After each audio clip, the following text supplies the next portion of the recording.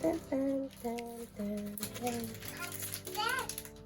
Tan, tan, tan, tan, tan, tan.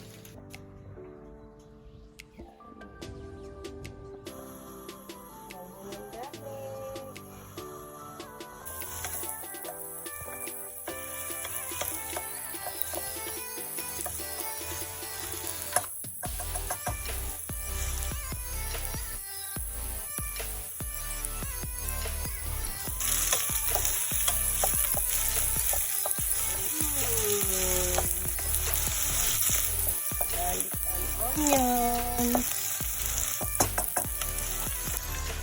Sugar.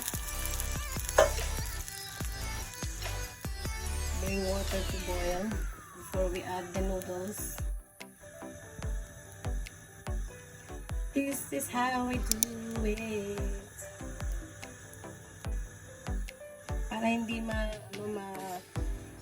ano ba yun, yung sardinas hindi maduro. Inuuna ko yung noodles. Ganyan po. Black pepper. Then we add vinegar. Sorry, I don't measure. Pinatansya ko lang. Pero I'm sure ako masarap. Now that it's boiling, we can add the noodles.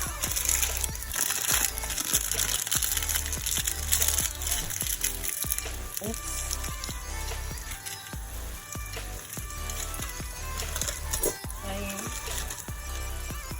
I added 2 noodles.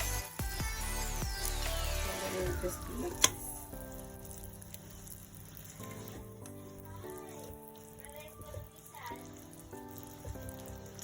Pag sa tingin nyo na kulang yung tubig, you can always add some more.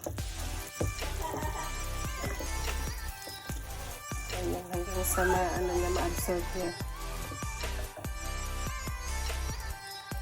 Gusto nung unik ko medyo masarap.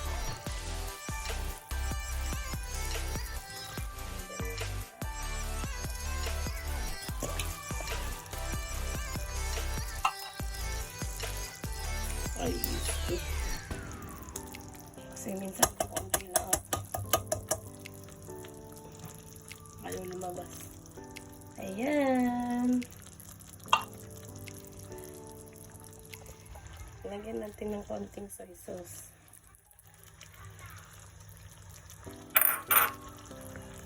Saka haluin. Dahan-dahan lang kasi para hindi madulog ang isda. Kasi pag nadulog yung isda, hindi na siya masarap. Dito. Pag malambot na yung noodles, pwede na natin i-add yung spinach. Then, it's ready to eat. And now, we're gonna add the spinach.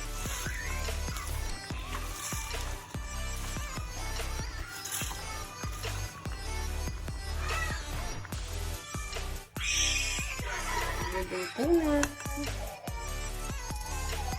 Diba? Hindi siya ng ulam. Pero masarap. Sotanghon.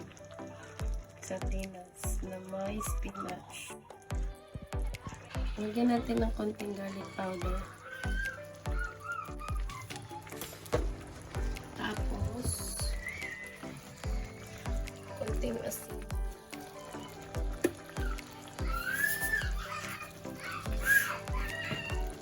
And then haluin. Pwede na ito. Yummy.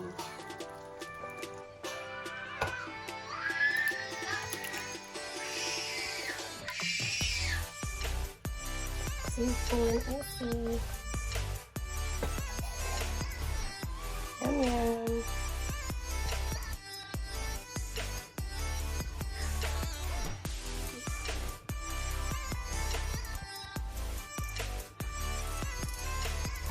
Asi, ready na ang iyong dinner. Ito ng dinner. Lunch pala, sorry, lunch. diba?